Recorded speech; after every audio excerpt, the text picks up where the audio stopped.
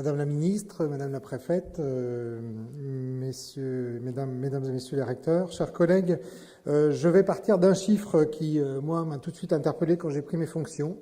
70% des étudiants qui sont dans nos dispositifs de réorientation ont compris qu'ils s'étaient trompés avant le mois de novembre. Ça, c'est un chiffre qui m'a interpellé et qui veut dire que si un étudiant s'est trompé, il va devoir attendre le départ du prochain train qui aura lieu le mois de septembre suivant. Alors même si on est dans une région qui a la LGV depuis peu, ça n'est pas suffisant comme réponse. Alors, deux dispositifs que l'on propose à l'UBS. Un qui est plutôt centré sur le projet qui s'appelle le parcours à tout réussite et un qui est plutôt centré sur le diplôme qui s'appelle le semestre décalé. Le parcours à tout réussite, c'est très simple. Il consiste à reprendre les étudiants qui sont en échec à l'issue du premier semestre et à leur proposer une consolidation des connaissances et à explorer des nouveaux enseignements. Et surtout, à construire avec eux leur projet professionnel. Le travail de la construction du projet professionnel est indispensable dans ce dispositif.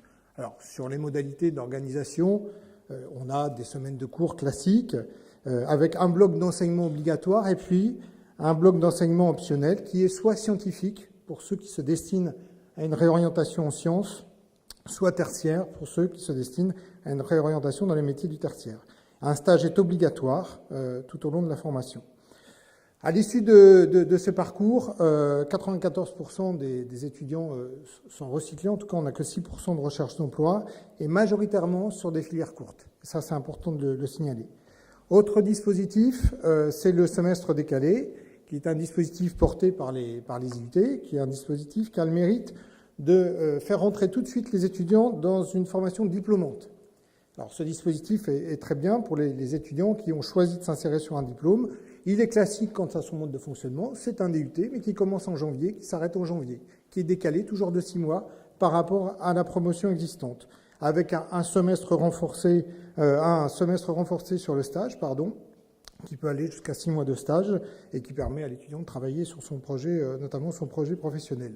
Le taux de poursuite d'études sur ce DUT en décalé est assez important, mais il est majoritairement par rapport à la formation classique vers des formations par apprentissage ou en tout cas en alternance.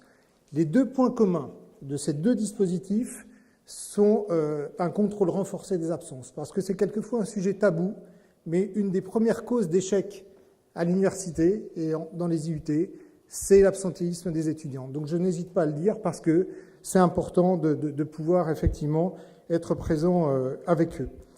Alors il y a un troisième dispositif que je n'ai pas parlé, que je vais évoquer rapidement, qui est une meilleure fluidité au niveau académique entre les services du rectorat et des universités, notamment sur les places vacantes qu'il y a en BTS après la rentrée. Et je crois qu'il y a un gros travail qui a été fait et nous arrivons aussi à proposer des places vacantes suffisamment tôt à nos étudiants. D'une façon générale, et je vais conclure là-dessus, ce que je voulais dire, c'est que aujourd'hui, il va nous falloir assouplir la contrainte d'organisation qui est une organisation à l'année. Je crois qu'il faut évoluer.